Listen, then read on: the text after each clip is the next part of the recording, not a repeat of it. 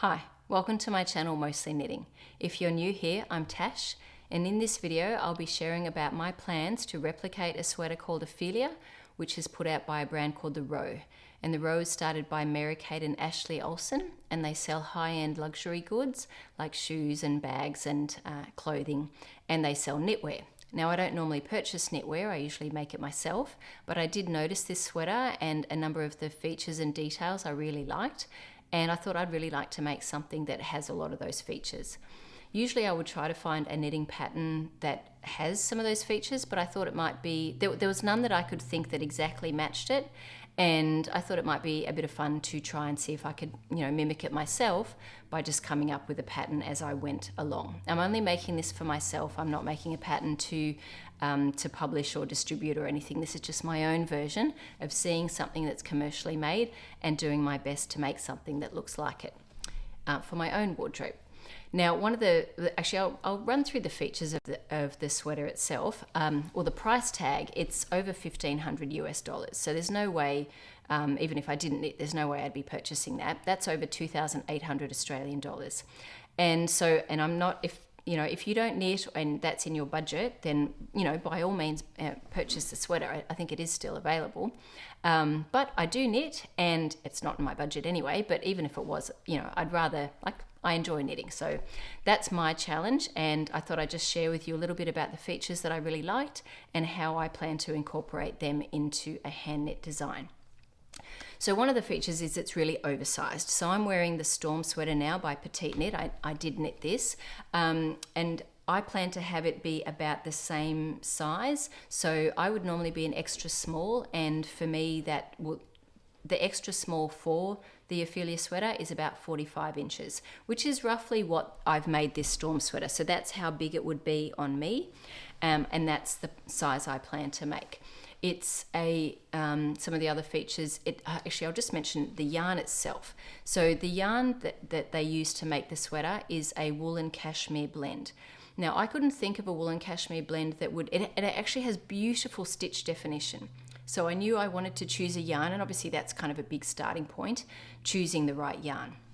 So I've chosen a yarn from a brand called White Gum Wool, and it's really beautiful yarn, ethically made here it's Australian. So the farm is in Tasmania. Nan Bray is the shepherdess, I guess, of the farm, and the sheep aren't mulesed. They're really cared for individually, and the yarn itself is a beautiful quality.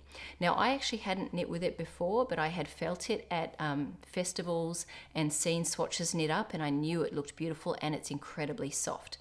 My friend Beck is actually using it to make the Storm sweater in the natural color, which is the color that I chose. She's using the 8-ply version. This particular sweater, the stitches looked a little bit larger, and so I went for the 10-ply version. I'll just put a picture of Beck's Storm sweater up there because she's making good progress on that. So she's chosen the natural color as well. And yeah, it's absolutely beautiful, gorgeous yarn. So I'll run through the yarn later when I'll show my swatch, and I think you probably saw from the photo I have made a bit of progress already, but I'll just talk about some of the other features. But obviously, lovely fabric and stitch definition, that was critical to replicating something that looked like the Ophelia. Some of the other features are drop shoulder. So, it's very oversized, and this Storm sweater does have that drop shoulder where it's sort of the sleeve comes straight out like a rectangle from the body. Some of the other features are a folded collar. So this also has a folded collar. So it just has quite like a plump, thick, with the double fold, like with a fold over collar, it just is a little bit more pronounced and sticks out a little bit. And it has like a pearl ridge underneath just at the base. It also has really lovely visible shaping around the neckline.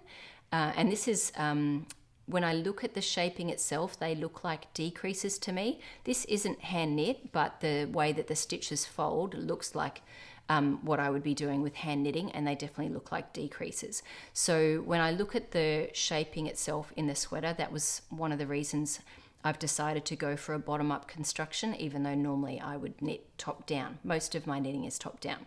But because of these shaping features, and these are the key details that I want to replicate, I'm going for bottom up. So it has a deep ribbing at the bottom, and like most commercial sweaters, what we would mimic as hand knitters, a tubular edge, whether that's a tubular cast on if you're knitting bottom up, or a tubular bind off if you're going top down. So for me, it was a tubular cast on because I'm going bottom up. Some of the other features, besides the lovely features around the neckline here, it's got some really lovely features along the back of some like a decrease line across the shoulder. And it has a 2 pearl stitch center column down the back. That's very easy to do. You just do a couple of pearl stitches. And it also has these really, really dramatic increases on the sleeve. So this sleeve is just sort of reasonably straight, not a lot of shaping, whereas in the Ophelia sweater, you've got like a slightly tighter cuff with some very exaggerated increases to the full length and then straight. So these are the kinds of key features that really drew me to the sweater, and they're the ones that I'm going to be incorporating in my sweater. So I haven't worked everything out yet, but some of these I'll be sort of working as I go, but I needed to start with a swatch. So I did show this on my podcast last week that I think I had already done the swatch. I did a little bit more since then. So this is the 10 ply white gum wool, and I've knitted, you can see that really lovely stitch definition. I've knitted on a 4.5mm needle, and I get about 19 stitches, which does look pretty close to the sweater itself. I don't have a sweater to sit there and measure the gauge, but just by looking at the dimensions and literally counting the number of stitches across, I think the gauge of the sweater is about 18 stitches. So 19, 18, that's going to be the same kind of, at least the same kind of look. So not bulky and not lightweight, just sort of an Aran. This is described as an Aran weight yarn or a 10 ply. So the white gum wool, the 10 ply this is a kilo cone. There's 1900 meters in the whole kilo, so 190 meters for 100 grams. So, and it's beautiful yarn. So I've knit this on a 4.5mm needle. I tried the ribbing because I was a little bit worried. The sweater seems to come pretty much straight down. So I tried the ribbing on a 4.5mm needle, but and then I just did a little bit of stockinette in between, and then I did some ribbing on a 4mm needle, and I felt like it did need the 4mm needle to just have that slightly denser, and that's what you would normally do in a hand knit sweater anyway. You'd go down either 1 or 2 needle sizes for the ribbing, but I didn't want it to cinch in. And when I looked at the sweater quite closely, I could see that there were what looked like decreases. So you'd have in the ribbing, you'd have a knit column and a purl column, and there was some where the two were joined, which is, for us as hand knitters, a knit two together. So it did look like there were some decreases. So the stitch count in the ribbing is actually larger than the stitch count on the body. Now this sweater is mostly purchased online, and so they had to have some details about the sizing and everything for the actual sweater dimensions online. So I could see that for an extra small size, the chest circumference and the whole body circumference was a straight 45 inches with no shaping. The waist and the chest was the same, 45 inches. So I did my math, and I worked out with a 19 stitch gauge, I needed to have in the body roughly 210 stitches. But because I knew I needed some more stitches for the ribbing so that it didn't cinch in too much, I cast on about an extra 10%. So I cast on 228 stitches. So I cast on 228 stitches, and I did a tubular cast on. Now my preferred tubular, actually I may as well show you, this is where I'm at. You would have seen it in the photo, but that's my cast on at the bottom, and it does mimic a commercial sweater, and I really like that sort of rolled edge. It looks the same from both sides.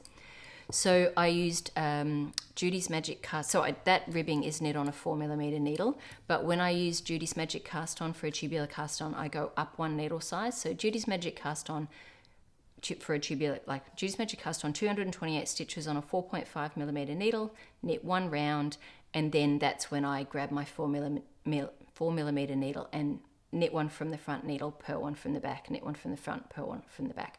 I'll put in the description below a link to my tutorial for that. That's my preferred. I really like that very tidy tubular cast on. I prefer that to a long tail tubular cast on.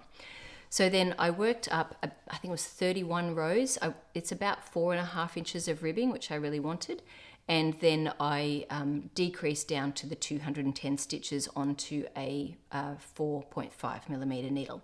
I also did do a German short row and turned my ribbing inside out. So this is actually the ribbing as I was doing it from the reverse. This is what was on the outside. It's actually not too bad, but I just liked it. I thought it looked a little bit neater on the inside, which it often does with 1x1 rib in the round. And I also, this is the back. So I decreased down to 210 stitches, and that's the back there where I've got those two pearl stitches running down the center back. So that's as far as I've got right now. And I know I need to, I've got quite a bit of knitting straight up. So I don't have to do too much thinking yet, but I thought if I try to do all the thinking first, I just won't cast on. So some of the things that I know I need to address, and I'll continue, I'll put this, I'll post this video, but as I make progress on it, I'll share about it just generally in my regular podcast episodes, but I'll do some additional ones when it actually comes to the particular shaping.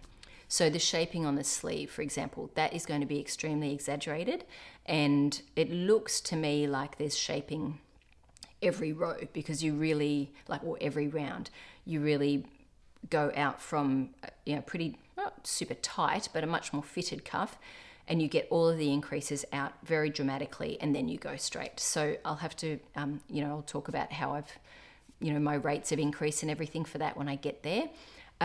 What else? I've got, some of the features around the neck. So obviously I'm going to knit straight up and then in the round, and then I'll have to separate out the front and back.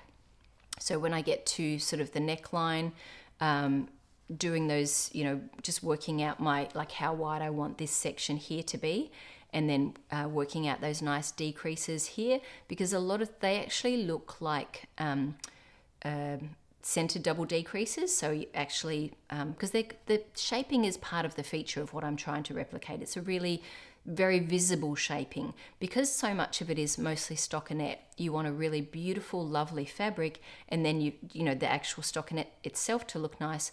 And then because you can see all the stitches so well, the decreases are very visible. So they're part of the design element. So it looks like double decreases along the side here, and it also looks like double decreases along the back. Now often, especially for a pieced sweater, if you're knitting up the back, to get the shoulder shaping, you would often either do a stair-step bind off, or you'd do short rows to sort of have it go up higher like that for the shoulders. This is if you're knitting bottom up. But it looks like, because they've got this stitch that sort of travels along here, it looks like instead of doing short rows, they're actually doing some chunked double decreases. And I counted them. There's like 15 of them. So I've been working out how many rows, and losing this many stitches. So there is a little bit of mathing and a little bit of planning, which I'll share about when I get there. This is totally what I'm doing for myself. I don't plan to release a pattern or anything at all. I'm just going to write down what I do. So there won't be anything for sale. I'm not trying to make any money off distributing knockoffs of the Ophelia sweater. I just want to share about, for someone who certainly would not be purchasing that at that price, but liking the design and wanting to make a hand knit sweater that matches that, what I would actually do to try to get those sorts of features.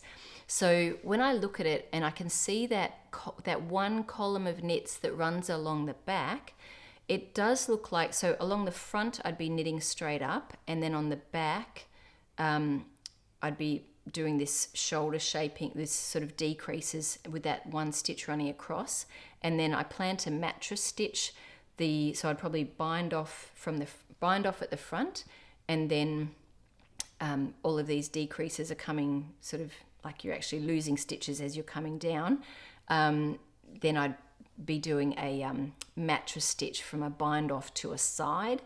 And so I'll definitely do video tutorials on how I do that when I get to it, as I go. It's going to be a little bit of, I may need to, like I've got my swatch here, I may do a little bit of practicing on my swatch first to make sure that everything looks right. That's why I'm very happy I bought a whole, like a full cone's worth of the yarn, so that I've got plenty of yarn to play with.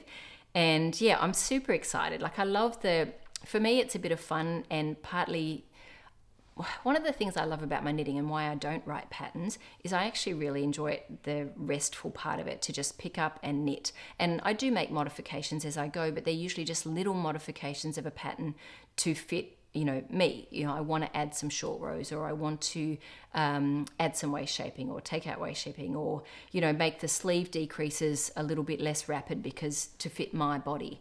I don't usually try to come up with the whole thing myself. So this is definitely a challenge for me, but it's an exciting one. And I feel like, I don't know, it's fun. It's fun to try. But I do recognize, because this isn't something I do all the time, there's probably going to be quite a bit of trial and error. So I'll do the trial and error, and then I'll come back and report how that went and what was actually successful. And I'll share a little bit about the things that were failures, because I'm anticipating failures, or something not quite working right and having to redo it. But that's okay. That's just part of it. It's part of knitting. That happens all the time. It happens even in the where I'm actually following someone's pattern, and then I realize, oh, that's too tight, or I don't like that color with that, or whatever. So I'm trying to think if there's anything else that I'm going to share about. I think that's like, there'll be more little videos of this along the way as I've gotten to, but I obviously just have a whole lot of straight up knitting.